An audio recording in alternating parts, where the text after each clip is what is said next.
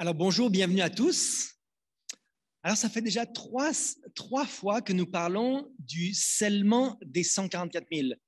Un sujet tellement important que c'est la troisième partie de ce sujet. Donc nous avions déjà parlé auparavant, nous avions parlé d'un message de vie ou de mort. Pourquoi c'était un message important? Pourquoi c'était la vérité présente? Nous avons parlé de comment le message du scellement a été proclamé parmi les adventistes au tout début du mouvement adventiste. Puis ensuite, dans la deuxième partie, nous avons parlé des vents qui avaient été retenus, de l'ange du scellement, donc du message du troisième ange finalement, et du sceau. Donc, si vous avez assisté à ces présentations-là, c'est parfait. Sinon, si jamais vous n'avez pas assisté, vous pouvez toujours les consulter. Ils sont en ligne sur YouTube. Alors, la dernière partie, si nous avons le temps aujourd'hui, nous voudrions parler de qui sera scellé, donc des 144 000, des caractéristiques des 144 000. On voudrait aller en détail dans les caractéristiques de ces 144 000, savoir quels sont les critères qui les sélectionnent. Et ensuite, nous parlerons de la fin du temps de grâce pour terminer. Alors, la partie d'aujourd'hui, donc, c'est qui sera scellé. Il y a beaucoup de débats, comme vous le savez, sur les 144 000. Qui sont ces 144 000? Qui compose ce groupe? Pourquoi ce groupe est spécial? Alors, le verset que nous avons lu, le verset clé que nous avons lu se trouve dans Matthieu 22, verset 14. Il dit « Car il y a beaucoup d'appelés, mais peu d'élus. » Beaucoup d'appelés, mais peu d'élus. Alors, il faut garder à l'esprit que, comme on l'avait montré dans la première partie, ces 144 000, ce sont des gens qui vont être sélectionnés depuis le début du jugement, depuis 1844. Au moment où le jugement investigatif commence, Dieu a commencé à sceller des gens qui ont une caractéristique spéciale. Et la Bible nous dit que ce groupe-là est peu nombreux. De manière générale, d'ailleurs, les élus sont peu nombreux. N'est-ce pas? Beaucoup sont appelés à l'évangile, mais peu sont ceux qui y répondent. Comme il est dit dans Témoignage, volume 5, en anglais, à la page 50, il est dit « Beaucoup entendent l'invitation de la grâce, beaucoup sont testés et trouvés, mais peu sont scellés du sceau du Dieu vivant. Peu deviennent humbles eux-mêmes comme des petits-enfants pour pouvoir entrer dans le royaume du ciel. » Le royaume du ciel. Donc, peu sont scellés. Peu de ceux qui entendent le message des trois anges vont pouvoir le comprendre, l'accepter et être scellés. Donc, peu nombreux. Alors, qui sont vraiment ces 144 000? Regardons un petit peu, on va faire une petite addition. Le nombre des scellés, finalement, on le trouve dans l'Apocalypse chapitre 7. Et on voit le nombre précis tel qu'il est cité par Dieu. Si vous regardez au verset 4 et les versets suivants, on voit 12 000 de la tribu de Lévi, 12 000 de la tribu de Manassé, etc. 12 000 plus 12 000 plus 12 000 plus 12 000. 12 fois 12 000, qui font donc 144 000. Alors, si on demande à des enfants, est-ce que c'est beaucoup, une foule de 144 000 personnes, les enfants? C'est énorme, n'est-ce pas? C'est beaucoup de monde. Moi, j'ai jamais vu une foule avec 144 000 personnes. C'est énorme. Mais si on demande maintenant aux adultes le nombre de scellés, est-ce que c'est beaucoup de personnes, ça, hein? 144 000 personnes depuis 1844 jusqu'à la fin des temps? Est-ce que c'est beaucoup de monde? Ça a l'air très peu. C'est très faible comme nombre. Alors la question naturelle qui vient à l'esprit, c'est est-ce que c'est un nombre littéral ou un nombre symbolique? C'est le débat qui a eu lieu parmi beaucoup de gens, à savoir est-ce que vraiment ce nombre est littéral ou symbolique? Alors d'abord, on peut répondre très simplement à cette question. D'abord, qu'est-ce que c'est qu'un symbole? Un symbole, c'est quoi? Un symbole, c'est un outil qui va être utilisé dans les prophéties pour montrer quelque chose de précis à ceux qui sont capables de le comprendre. Donc, on va prendre une chose symbolique pour donner un exemple précis. Donc, par exemple, il est dit les symboles bibliques sont toujours accompagnés de leur explication. Toujours. Il y a toujours une explication. Ce n'est pas à nous d'inventer, d'expliquer les symboles. Les symboles sont expliqués dans la parole de Dieu. Par exemple, l'agneau de Dieu, qui est Jésus, à plusieurs reprises expliqué dans la Bible, mais particulièrement dans 1 Pierre 1, verset 19. Lorsqu'on voit dans les prophéties, on voit que les animaux, les 4 animaux sortent de l'eau. Que représente l'eau? Les eaux, ce sont des peuples, comme il est dans Apocalypse 17, verset 15. Ou bien la statue de Daniel, qui est symbolique des peuples qui vont arriver par la suite, des gouvernements futurs, va être expliquée dans Daniel chapitre 2, la deuxième partie de la vision, ou la deuxième partie du chapitre. Daniel va l'expliquer. Donc, finalement, un symbole va toujours être expliqué. Ou bien la femme qui est une église, une femme pure qui est une église pure, une femme impure qui est une église impure. Donc, il y a toujours des exemples qui vont être utilisés dans la Bible pour nous aider à comprendre. Toujours.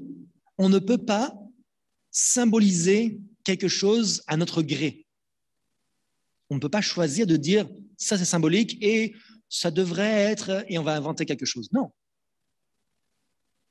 La Bible parle d'elle-même. Et il y a aussi à certaines reprises dans la Bible l'utilisation d'un chiffre symbolique. Par exemple, un jour qui représente une année. C'est-à-dire dans les prophéties de Daniel, dans l'Apocalypse principalement, un jour symbolique est égal à une année. C'est pour ça qu'on peut comprendre les prophéties de Daniel 8, verset 14. C'est grâce à cela. Mais cependant, dans les 144 000, il n'y a pas d'exemple biblique d'une personne qui représenterait un nombre plus grand de personnes. L'argument que beaucoup vont utiliser, c'est que le chiffre 144 000 est un petit chiffre. C'est peu de personnes et donc ça doit être symbolique. Mais ils n'ont pas d'argument pour le justifier. Il n'y a pas de raison de symboliser ou de représenter quelque chose de manière symbolique alors que la chose ne l'est pas. Donc, lorsqu'il n'y a pas de symbole, on ne peut pas en créer un. Par exemple, lorsque Dieu a créé la terre en 6 jours, certains pensent que ce sont 6 jours symboliques. Mais à quoi est-ce que l'on voit que ce sont 6 jours réels? Dieu l'a bien précisé lorsqu'il a créé le monde. Il a dit, il y eut un soir et un matin. Et c'est bien une preuve que c'est une journée littérale. Donc, lorsqu'il donne le calcul des 144 000, il ne donne aucun indice que c'est un groupe, que c'est un nombre symbolique. Et donc, le problème de la mauvaise compréhension vient du fait que beaucoup de gens ne comprennent pas ce que sont les 144 000. Vous savez, par exemple, à l'armée, il y a plusieurs corps d'armée. Il y a l'armée générale, l'armée de terre, l'armée de l'air, etc., différents corps d'armée. Mais il y a des corps où ce ne sont pas tous les soldats qui peuvent atteindre cette position-là. Par exemple, aux États-Unis, les Marine Corps, les marines, ce sont des corps d'élite de l'armée. Des gens qui sont sélectionnés parmi tous ceux qui sont à l'armée. Ils vont sélectionner les meilleurs, les plus avancés, les plus capables, et ils vont les placer dans un groupe spécial d'élite qui va être appelé pour des causes exceptionnelles. Okay? Et les 144 000, c'est la même chose. C'est le corps d'élite de l'armée du Seigneur. Ce n'est pas les seuls à être sauvés. Ils ne sont pas du tout les seuls à être sauvés.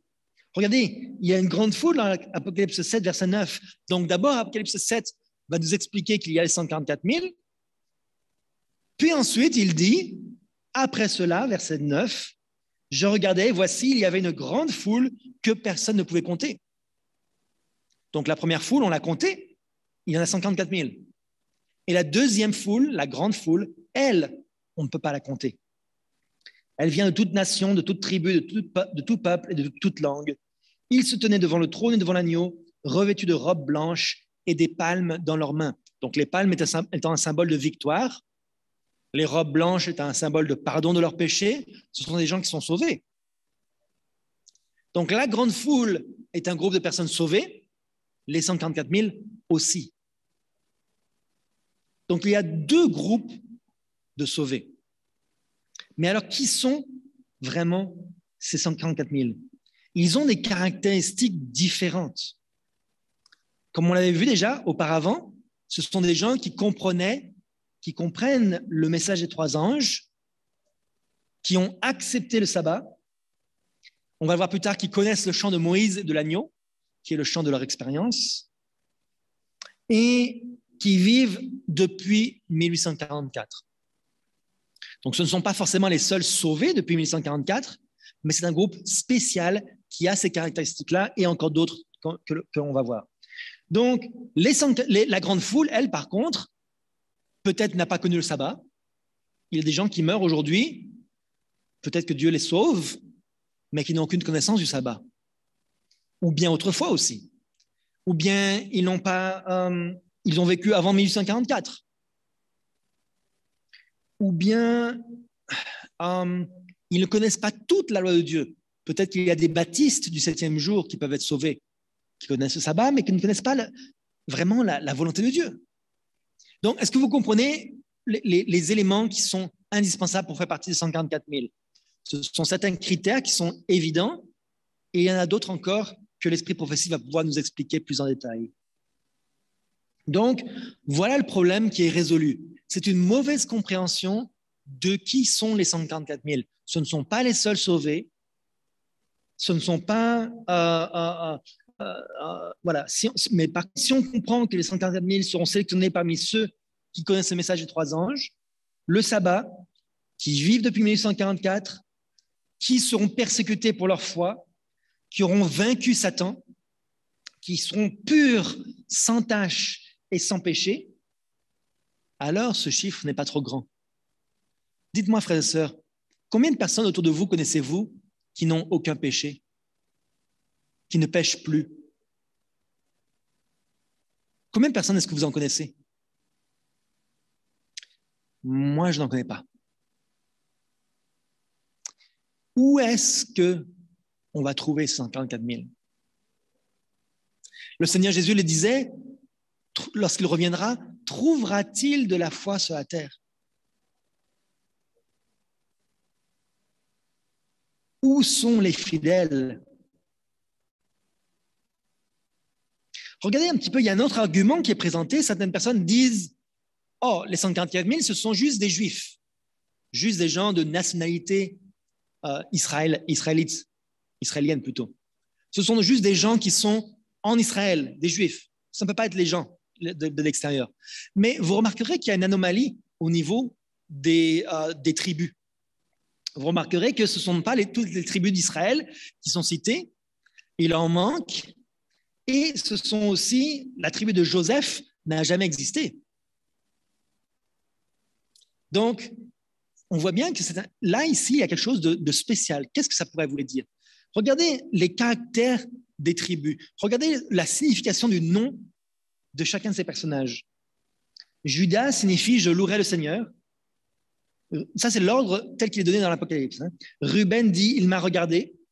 Gad dit « il m'a accordé la prospérité ». Azer dit « je suis heureux ». Naphtali dit « celui qui lutte pour moi ». Manassé dit « me faire oublier ». Siméon veut dire « Dieu m'entend ». Lévi veut dire « joins à moi ». Issachar veut dire « acheter pour moi ». Zabulon veut dire « habitation ». Joseph signifie « Dieu me donnera ». Et Benjamin veut dire « fils de sa droite ».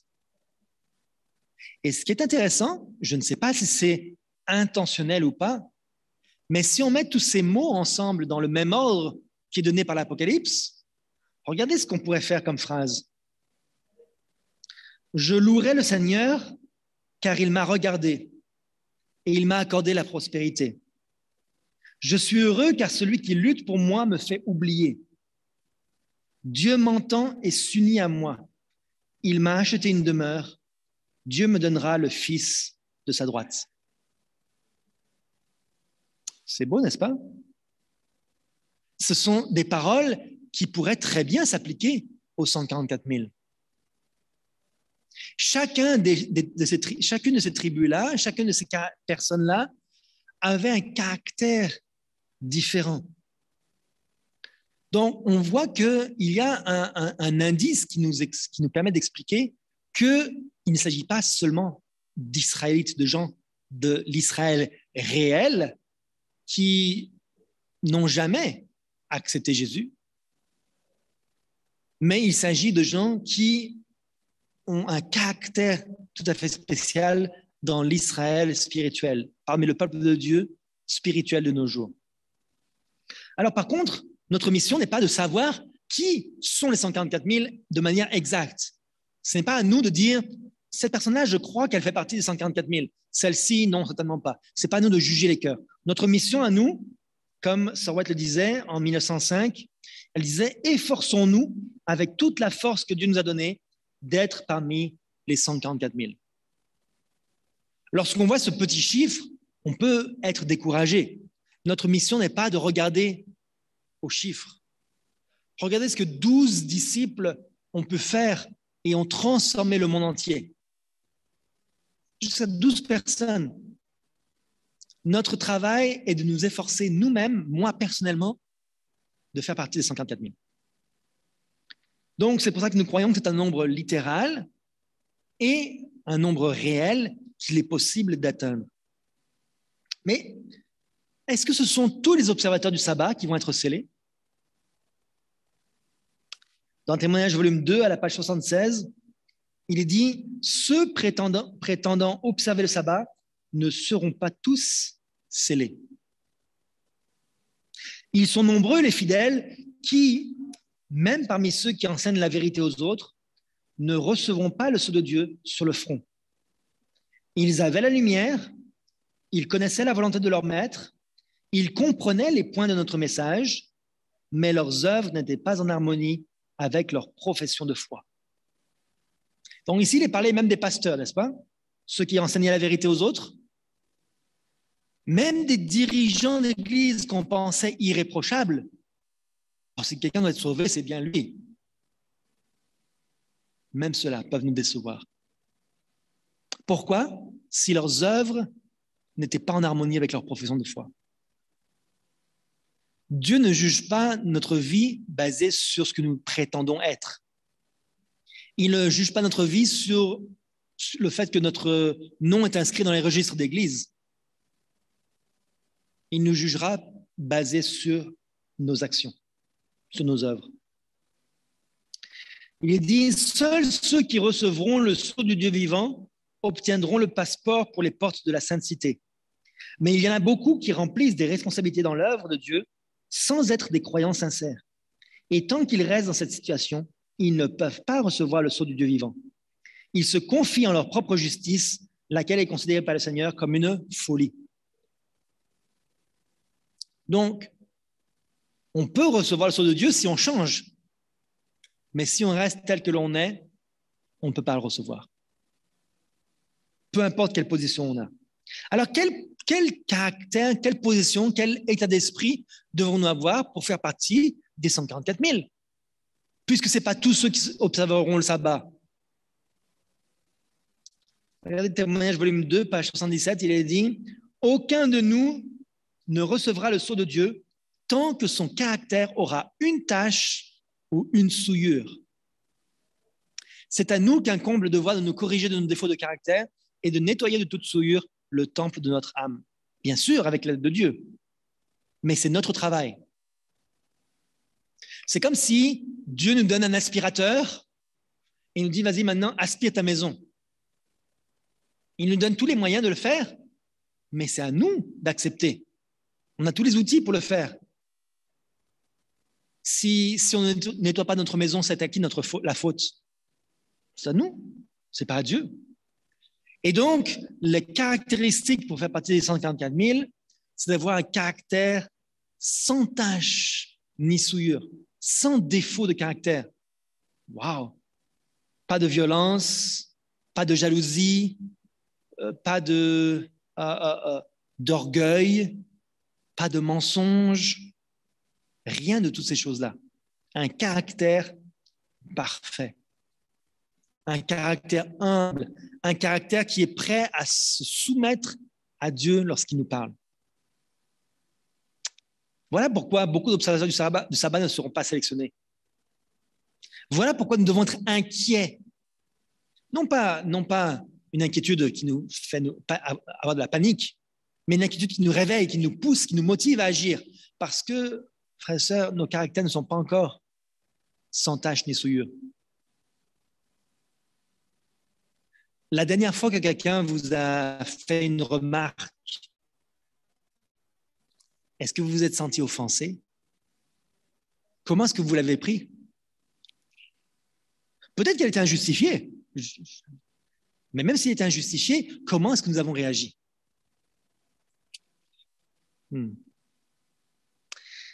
Témoignage volume 2, il est dit « Jamais le sceau de Dieu ne sera placé sur un front impur.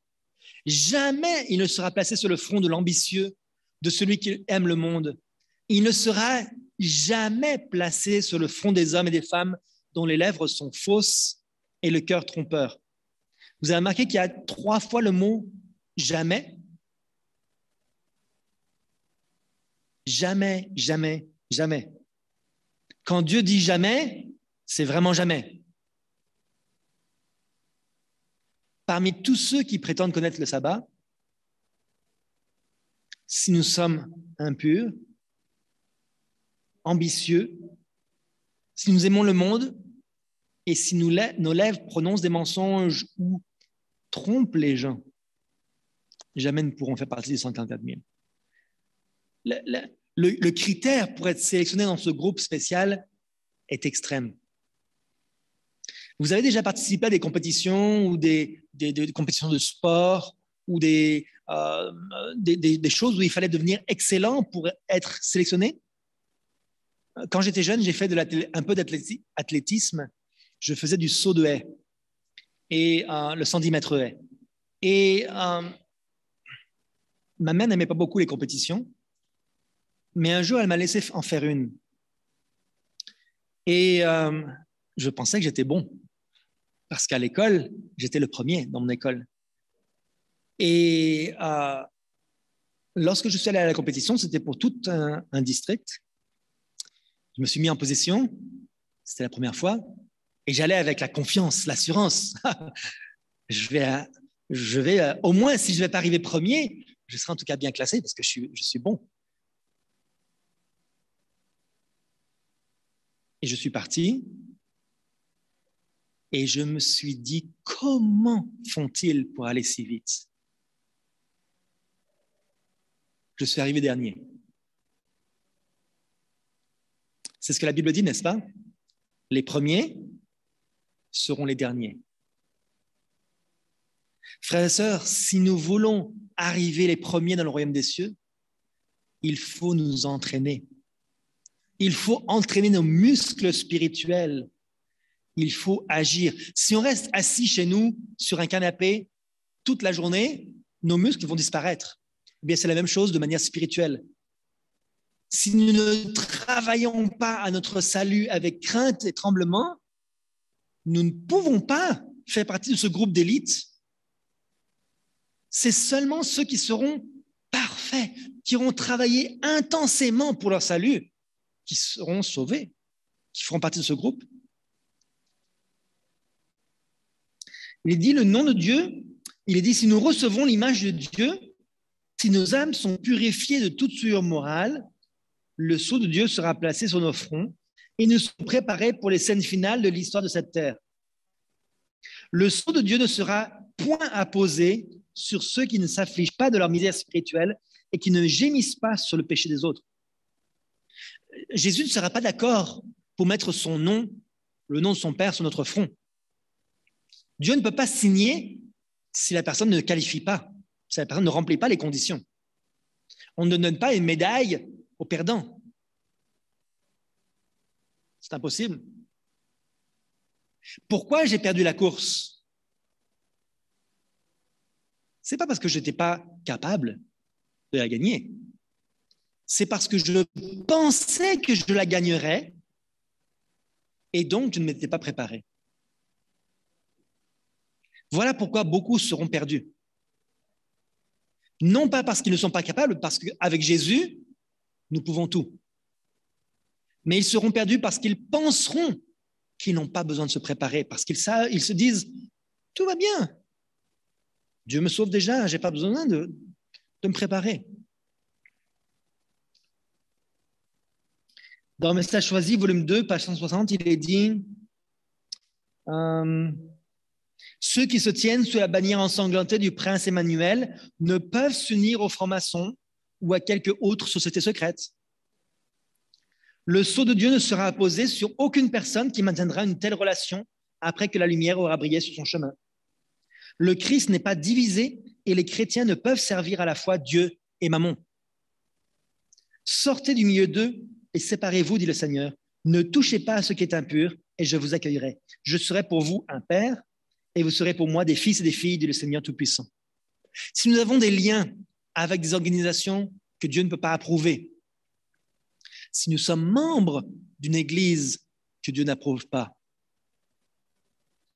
si nous sommes associés avec des pratiques païennes, comme certains pratiquent la magie, pratiquent des choses abominables, en cachette, si nous sommes associés à des gens que Dieu ne peut pas approuver, il nous faut briser tout lien avec ces gens-là.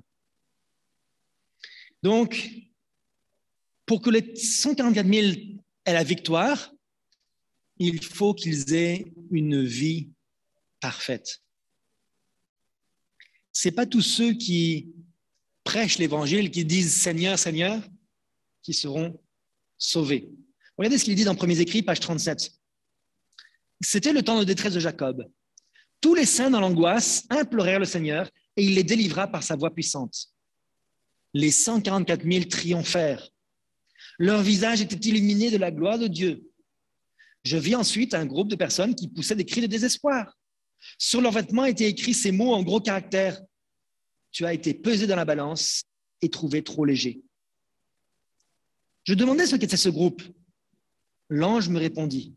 Ce sont ceux qui ont gardé le sabbat pendant un certain temps et l'ont abandonné. Je les entends crier, nous avons cru à ta venue et nous l'avons même enseigné avec zèle. Et tout en criant, ils regardaient leurs vêtements et lisaient ce qui était écrit, ce qui faisait redoubler leurs sanglots. Je vis qu'ils avaient bu aux eaux profondes et contaminé le résidu avec leurs pieds, foulé aux pieds le sabbat. C'est pourquoi ils avaient été pesés et trouvés trop légers. Si nous gardons le sabbat faiblement, si nos pensées sont ailleurs durant ce jour, si nous avons des activités qui ne sont pas acceptables par Dieu, il est temps, frères et sœurs, de revenir sur la bonne voie. Il est grand temps de comprendre quelle est la vraie observation du sabbat. Qu'est-ce que c'est que ces eaux profondes? C'est la propre justice. Regardez ce qu'il est dit dans Proverbe 20, verset 5. Il est dit « Les desseins dans le cœur de l'homme sont des eaux profondes. » Donc, toutes nos pensées, les plans que nous faisons, c'est comme des eaux profondes. C'est nous qui pensons, nous pensons garder le sabbat d'une telle manière, alors que Dieu dit non. Témoignage volume 2 nous dit « Le sceau de Dieu ne sera mis que sur le front de ceux qui soupirent et gémissent sur les abominations qui se commettent sur la terre. » Donc, non seulement on doit gémir et pleurer à propos de notre propre caractère, mais à propos de la situation dans le monde aussi. Ceux qui sympathisent avec le monde, mangeant et buvant avec les ivrognes, seront certainement détruits avec les ouvriers d'iniquité. J'ai quelqu'un qui me dit qu'il y a un écho parce qu'il y a quelqu'un dans la salle ici qui a le téléphone avec le micro activé sur Zoom. Donc, ceux qui sont sur Zoom, s'il vous plaît, pouvez-vous mettre votre micro sur mute, s'il vous plaît? Merci beaucoup. Donc, c'est très important de regarder la situation du monde et nous sommes nous opposons à tout ce que le monde soutient.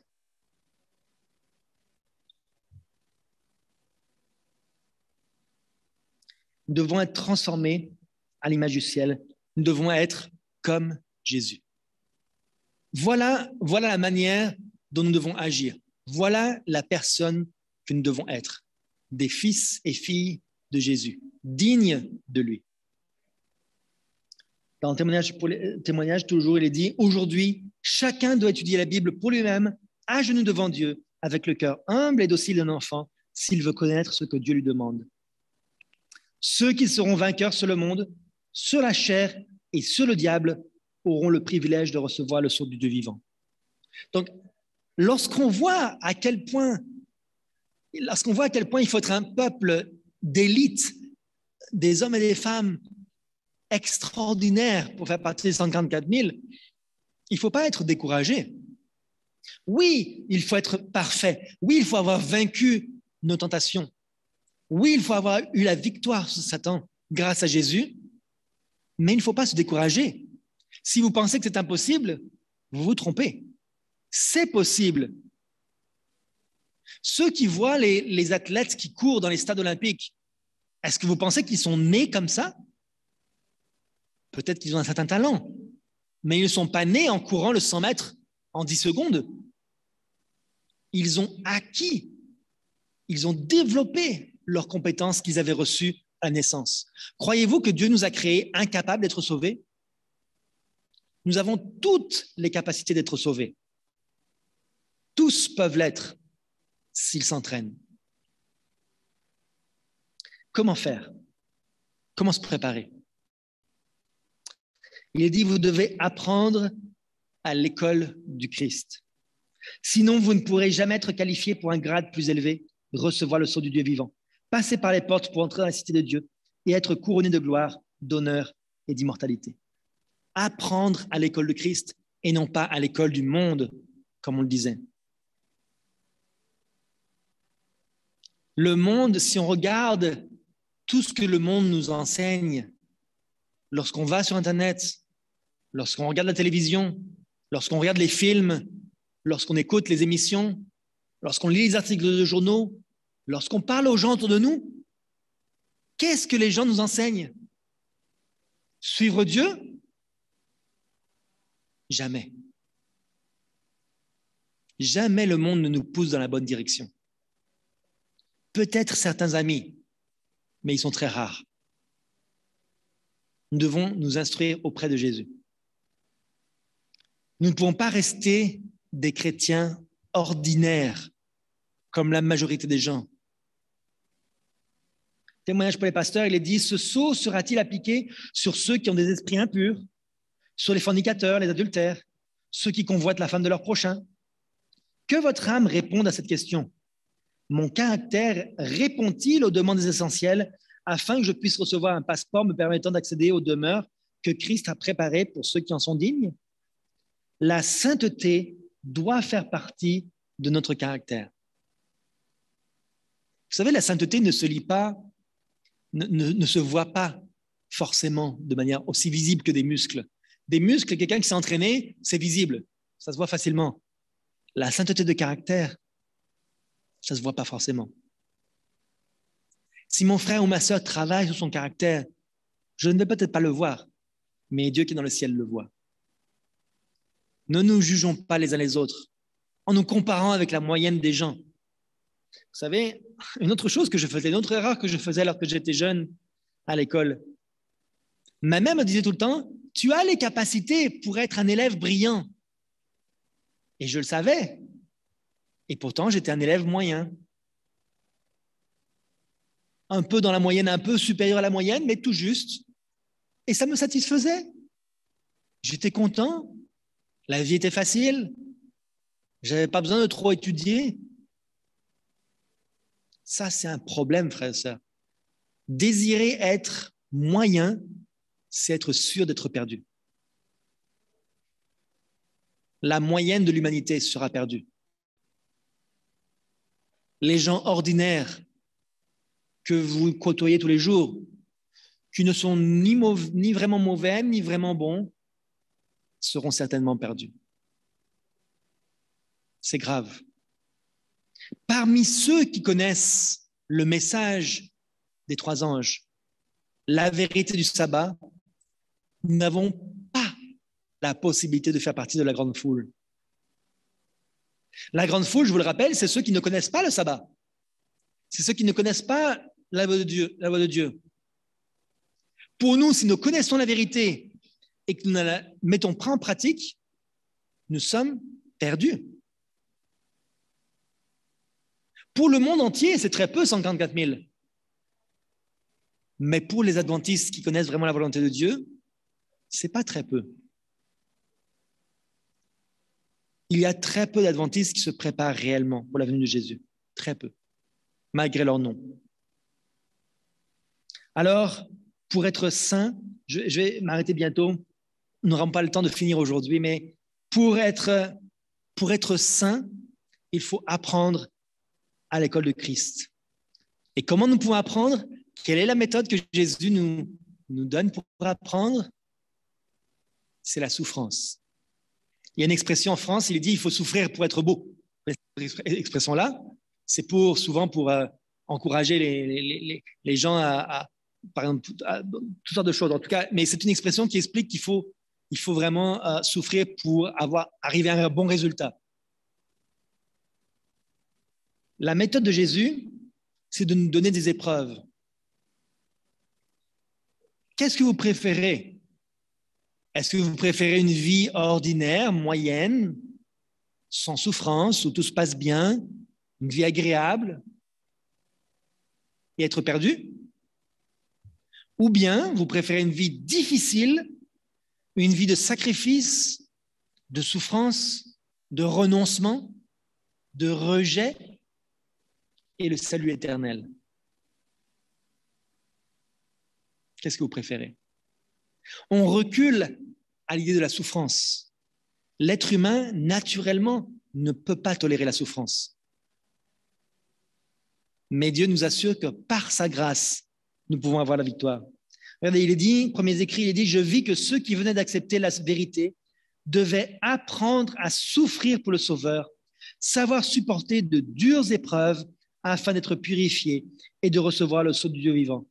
Passer par le temps de trouble, voir le roi dans sa beauté, habiter en la présence de Dieu et des anges saints et purs.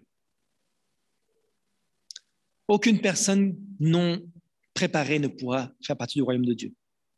Aucun sportif de haut niveau ne peut arriver à ce niveau-là sans avoir souffert, sans avoir renoncé beaucoup, fait des régimes drastiques, de l'exercice sans s'arrêter. Aucun pianiste de renom vous dira oh, quand j'étais petit, je travaillais peut-être 1 heure par jour, 1 heure par semaine au piano.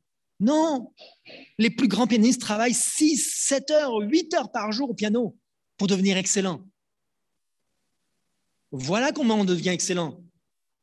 Combien de temps est-ce que vous passez au pied de la croix avec Jésus dans votre journée? Combien de temps est-ce qu'on dédie au service de Dieu? Plus vous passez du temps avec le monde, plus vous lui ressemblerez. Plus vous passez du temps avec Dieu, plus vous lui ressemblerez. Frères et sœurs, c'est un sacrifice. On ne va pas avoir tous les privilèges, tous les plaisirs que les gens ont. On ne va pas avoir le bien-être financier comme les autres. On ne va pas avoir tout ce que le monde peut désirer. Mais il y a une chose qu'on aura, c'est le salut éternel. Frères et sœurs, pensons à ça. Dédions-nous à une vie différente. Et vous verrez que la récompense sera incommensurable, bien plus que ce qu'on a pu penser. Les gens sur la terre courent, comme dit l'apôtre Paul, pour obtenir un prix. Nous courons pour obtenir la récompense éternelle. Ça vaut la peine. Alors que le Seigneur vous aide, qu'il vous donne la force de ne pas abandonner, de courir. Si vous échouez, courez encore, revenez sur la ligne de départ et courez encore jusqu'à ce que vous ayez atteint le but, jusqu'à ce que vous ayez obtenu la couronne de justice. C'est mon vœu, ma prière pour chacun d'entre nous. Amen.